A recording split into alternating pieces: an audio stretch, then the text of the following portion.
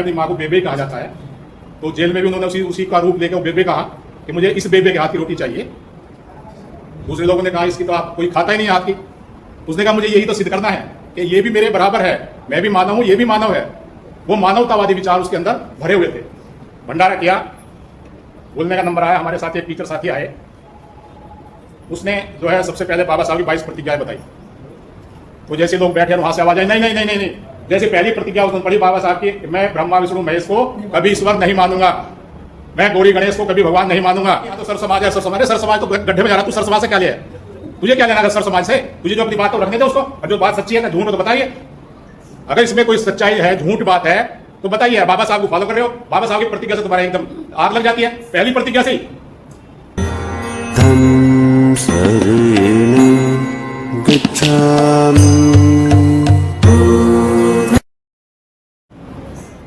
हमारे भगत सिंह जी ताउम्र और बचपन से ही वो इस देश की आज़ादी के लिए लड़ते रहे। जब वो बचपन में छोटे से बच्चे थे तो वो खेत में कुछ काम कर रहे थे और वो बीच में कुछ छोटी छोटी लकड़ियां लगा रहे थे, पेड़ों से तोड़ के लाके। तो उनके पिताजी ने पूछा उनसे, बच्चा ये बेटा ये क्या कर रहे हो? तो अनायास उनके जबान से निकला कि मैं ये बंदूकें बो रहा हूं। और वो बंदूकें पता नहीं था कि भविष्य में मैं उनका यूज भी करूंगा। और लास्ट में ऐसा हुआ, कई बार हम कई प्राकृतिक कुछ चीजें होती हैं जो जबान से निकल जाती हैं, तो वो आगे चल के उसके भविष्य में उसको मतलब वो प्रैक्टिकल हुआ।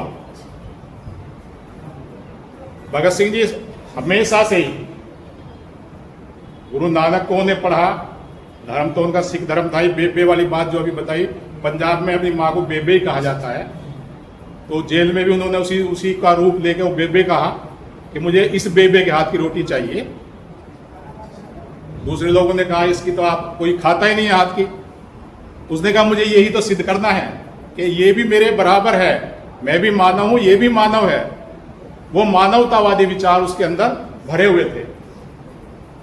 बाबा साहब को उन्होंने पढ़ा, बाबा साहब के जो विचार उनके उस समझ में आए, तो उन्होंने अपनी इच्छा इस पुस्तक में उन्होंने एक जगह जिक्र किया हुआ है कि जैसे अभी हमारे ये श्रद्धेय रमेश गौतम जी बता रहे थे कि उन्होंने बाबा साहब को पढ़ा और इतना समझ में बात आई उनकी, उन्होंने कहा कि अगर मुझे मौका मिला, अगर अंग्रेजों ने मुझे छोड़ दिया और मुझे मौका भी मिला आगे जीवन जीने का, तो मैं अपना सारा जीवन बाबा साहब के साथ रहकर इस जो पाखंड है इस देश में, अंधविश्वास है, मैं इसको खत्म करने में लगा दूंगा। और बाबा साहब जैसा आदमी इस देश को चाहिए, ये उन्होंने कहा। तो मुझे ये बात उनकी बहुत अच्छी लगी।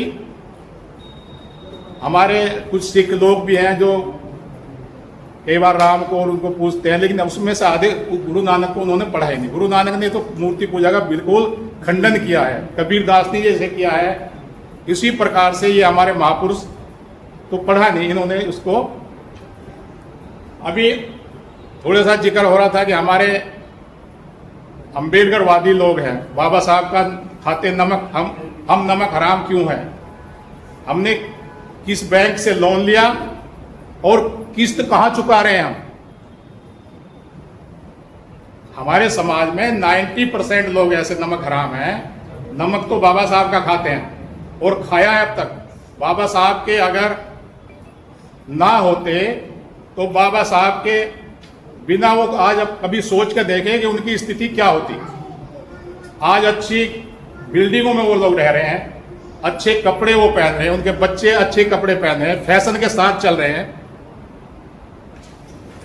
और फैशन वाले तो अपने पैसे कमाते हैं। एक फैशन डिजाइन किया कि भाई इसमें मुझे तो इतनी इनकम होनी है, उसको खरीद के कौन बढ़ावा देता है? समाज के लोग बढ़ाते हैं, खरीदते हैं। तो फैशन भी कोई, हमारा संविधान जब बाबा साहब ने दिया है हमें उस बराबरी का अधिकार दिया हर चीज में, तो उस समानता के अधिकार को वो लोग फॉलो कर रहे हैं। कहां से वो कर रहे हैं? कभी ये बात नहीं सोचा? आज जो अम्बेडकरवादी बनते हैं मैं तो ये देखता हूं, साल में एक बार भंडारा चला दिया, वहां पे 2 आदमी खड़े कर दिए वहां पे, बस भाई ये नहीं बोलना। एक बार यहाँ पे बोलने का नंबर आया, हमारे साथ एक टीचर साथी आए, उसने जो है सबसे पहले बाबा साहब की 22 प्रतिज्ञाएं बताई। तो जैसे लोग बैठे और वहां से आवाज आई, नहीं नहीं नहीं नहीं नहीं, जैसे पहली प्रतिज्ञा उसने पढ़ी बाबा साहब की, मैं ब्रह्मा विष्णु महेश को कभी ईश्वर नहीं मानूंगा, मैं गौरी गणेश को कभी भगवान नहीं मानूंगा। तो सर समाज है, सर समाज है, सर समाज तो गड्ढे में जा रहा, तू सर समाज से क्या ले है? तुझे क्या लेना अगर सर समाज से? तुझे जो अपनी बात है वो रखने दे उसको, और जो बात सच्ची है, झूठ हो तो बताइए। अगर इसमें कोई सच्चाई है, झूठ बात है तो बताइए। बाबा साहब को फॉलो कर रहे हो, बाबा साहब की प्रतिज्ञा से तुम्हारा एकदम आग लग जाती है, पहली प्रतिज्ञा से ही।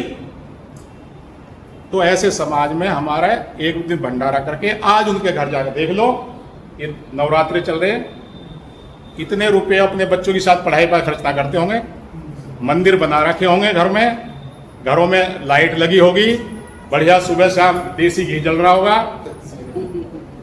तो ये क्या है? ये नमक हरामी है। वो खा तो बाबा साहब का रहे और लड्डू चढ़ रहे हो हनुमान के मंदिर में। तो मैं ऐसे लोगों को धिक्कार करता हूं, और इनका समाज में जीने का कोई अधिकार नहीं है। अगर वो इतने देवी देवताओं वाले वो बचते हैं, सब कुछ उन्हें वहीं से मिला, तो छोड़ दे बाबा साहब की को, जितना भी उन्होंने बाबा साहब ने दिया है, संविधान में दिया है, आज जिसकी बदौलत सब कुछ है, नौकरी छोड़ दें। तो इन्हीं बातों के साथ जय भीम, सभी को नमो बुद्धाय।